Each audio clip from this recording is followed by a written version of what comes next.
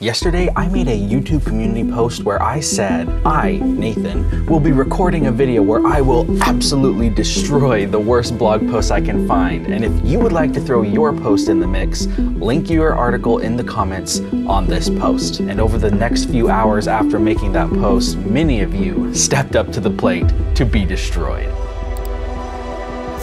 But before we start destroying, we need to cover the 3 rules of blog post destruction. Rule number 1 being, these are not in-depth reviews. I will be choosing a couple elements from each blog post that I review, and I will be focusing on those solely. Rule number 2, I will be terribly mean. In the nicest way possible, of course. And rule number 3 is no crying. Whether you get your post reviewed or you didn't get your post reviewed, there is no crying here on a blog post destruction video. That being said, there's no way that I can actually go through every single post that was submitted for this video. So if you like this style of video, let me know in the comments and I'll record another one where I can cover some more of your blog posts that you submitted. And without further ado, it's time to destroy. Timeline 9739 says, "Hi, please help me roast this article. Frank criticism is welcome." Well, all right, Timeline. In that case, you can call me Frank. Okay, this website is selfcleaners.com. The title of the article is How to Air Dry Clothes Fast, a Step-by-Step Guide plus 11 Genius Hacks. All right, the first thing that I could call out here is, come on, the sidebars are ginormous here. There is so much wasted real estate, and even when I pulled out my screen on my, or on the computer, when I pulled out the whole tab, like, it's just too big. There's so much wasted real estate here and they're just empty. There's one little ad here on the side, but see if there's a way that you can use some more of this real estate. The other thing that I would say is you need to remove this ad placement here, if at all possible. It is so ugly.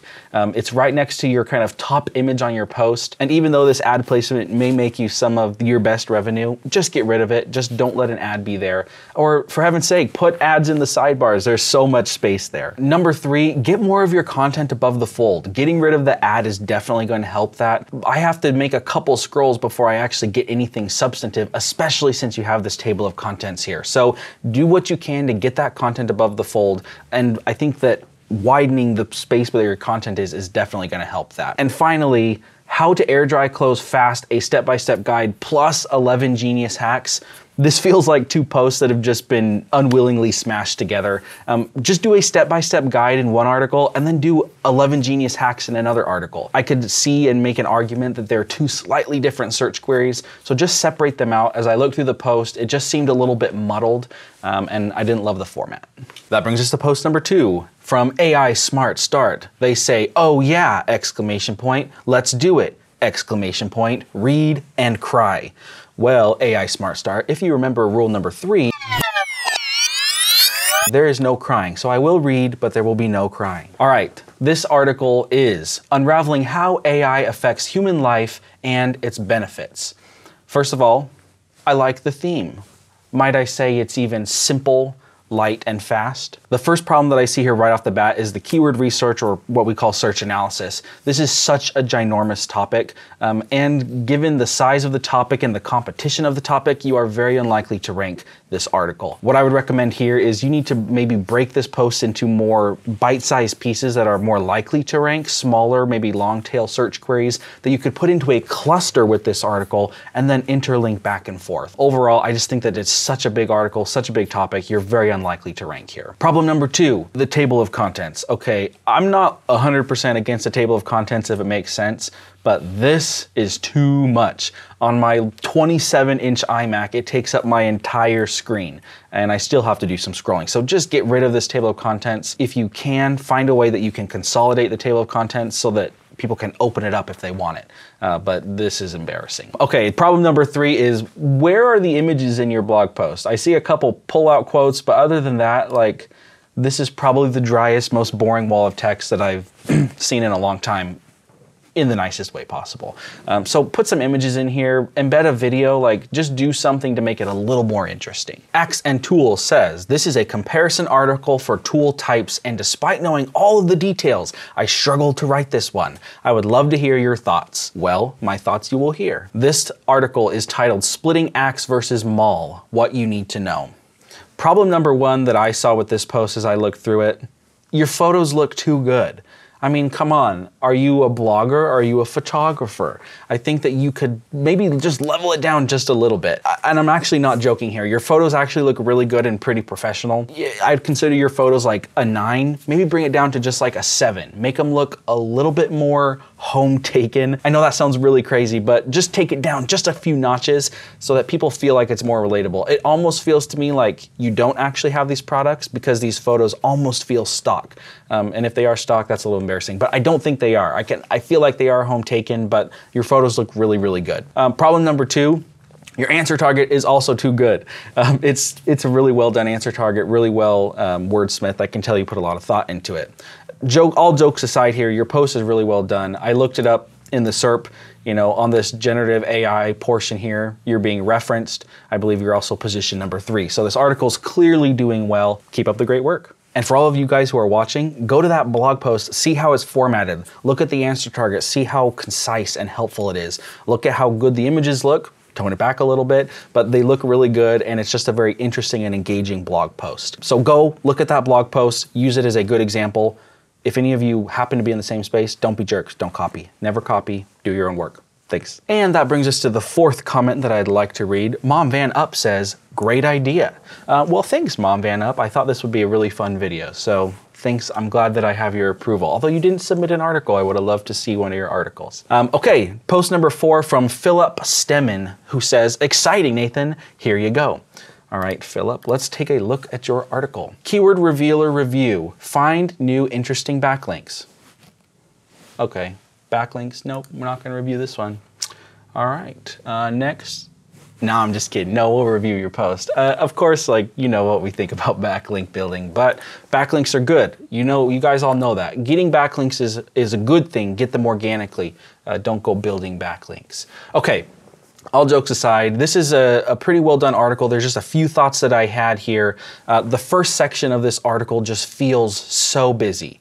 You have your title here, a little bit of paragraph text, you have a table of contents, a video, a button to go, you know, try this tool. You have a pros and cons list, you have a quick take pullout box, you have a screenshot, then you have more text, then you have a newsletter, then you have on and on and on. It just feels like a lot. Just give the people what they want. Start giving them like this overview. You know, you have this little intro section up at the top. I would just continue that on. Keep some of these pullout elements. We just looked at an article that had essentially no pullout elements, some along the way, but you've kind of overdone it in this case. And so I would just remove some of them, readjust them kind of throughout the post so it just feels less busy at the top. Again, I want to see more content above the fold here. You don't want to make people have to work for the content that they click onto. So just keep that in mind. And that brings us to post number 5 from Creamincherary. I waited so much time for this day. Please review/roast me with your honest words. You can also pick any other article. I need your opinion. All right, well, I picked the article that you sent over, Sharon Rachel Edry, Summer Perfume Complete Guide. My first thoughts here, the fonts feel a little bit out of control.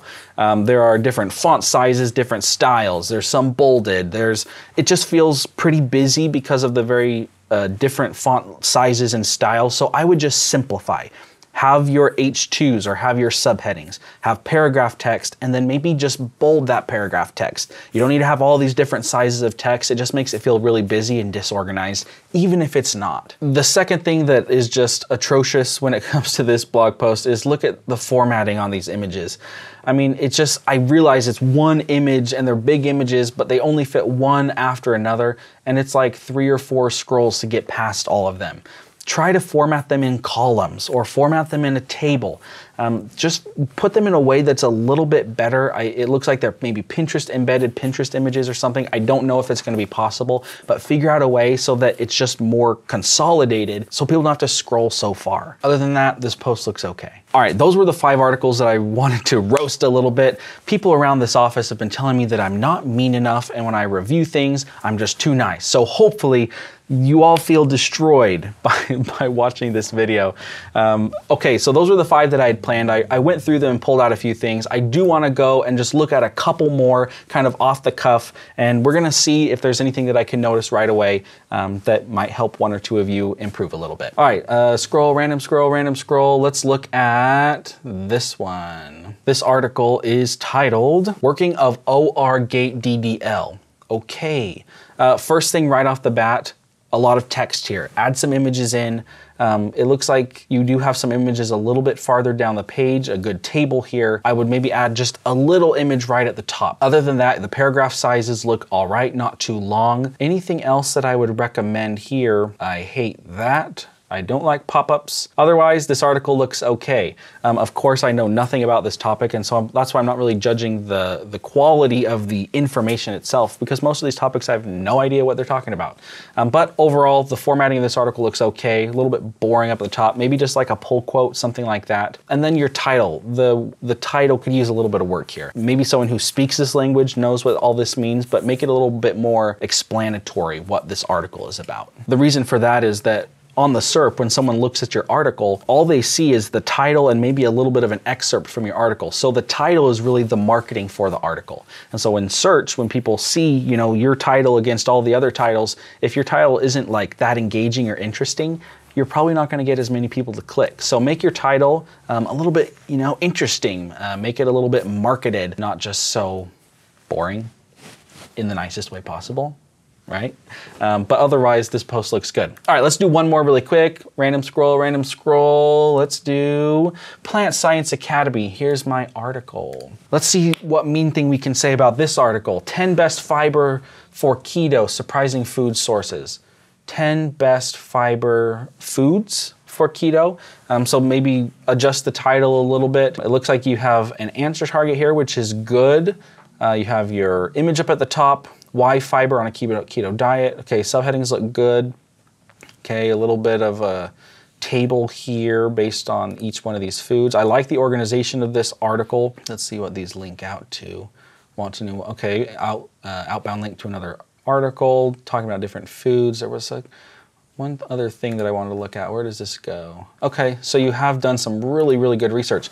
I don't have much to say about this article. Actually, I'm really impressed. Good looking article. I guess that's it, guys. I don't have anything else mean to say. I'm sorry. Okay, tell me in the comments below, was I mean enough? Should I be meaner? I'd love to do another one of these videos. It's really fun to look at all these different articles and see what you guys are working on, see where I can help you improve. And so if you found this useful, give this video a like. Maybe subscribe if you haven't. And of course, leave the comment below. Thanks guys for watching. We'll see you in the next one.